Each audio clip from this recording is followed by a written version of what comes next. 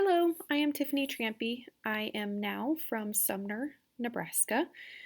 My experience with writing is what I assume the rest of you guys is writing research papers and other assignments in school. I haven't done too much on the creative or fictional side. I don't think of myself as a very creative person. I can write a research paper usually without too much of an issue, but when it comes to trying to be creative and different and thinking to outside of the box, I'm not the best at that. I've had two classes that have probably pushed me outside of my comfort zone the most. I took a children's literature class years ago where we had to make a child's book. So I made an alphabet book and you had to draw pictures and do that kind of stuff with it.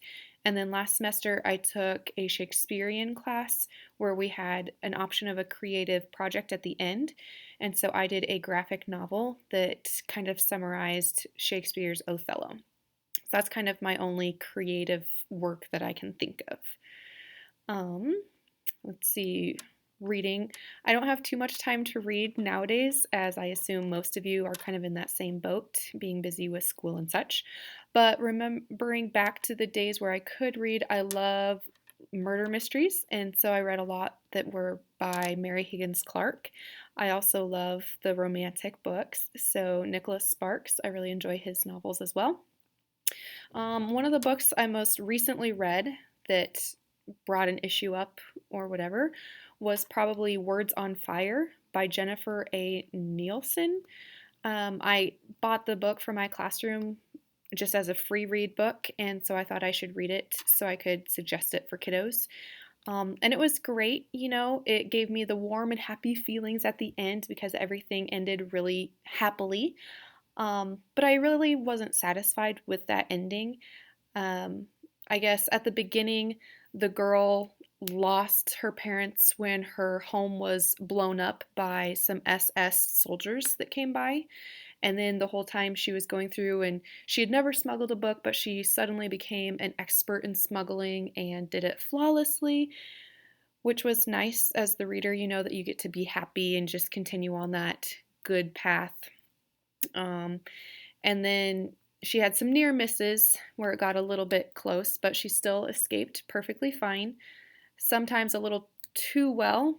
How could a little 13-year-old girl escape from an entire regiment of soldiers? I don't know, but she did it. Um, and then in the end, where I really became dissatisfied, I guess, she was reunited with her parents, who, as far as we knew, blew up in the house. And so they suddenly were alive, and she grows up and she marries this boy that she learned to smuggle with, and they have children. And it was just a very happy ending, but I feel like it was too happy. And I guess that kind of brought up in my mind how we just expect those happy endings and we think we are justified in getting them.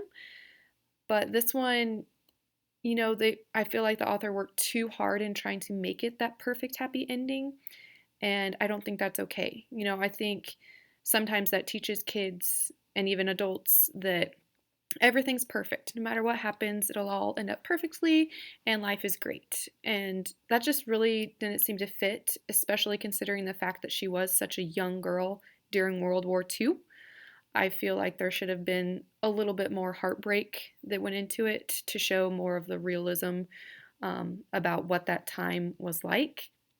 Um, so I never thought I would say that, but I think the happy ending was too happy, and that seemed to be an issue to me. That life isn't always that happy ending, but I think we expect it, and even I don't want to get too political, but almost as Americans, we think that we are, you know, um, we just deserve that happy ending or something. And so it really just brought up in my mind how, yes, the ending was happy and perfect, but too much so. And so I don't know if that qualifies as a true issue or not, but I wasn't satisfied with it. I wasn't happy with that. So thank you for watching and have a wonderful night.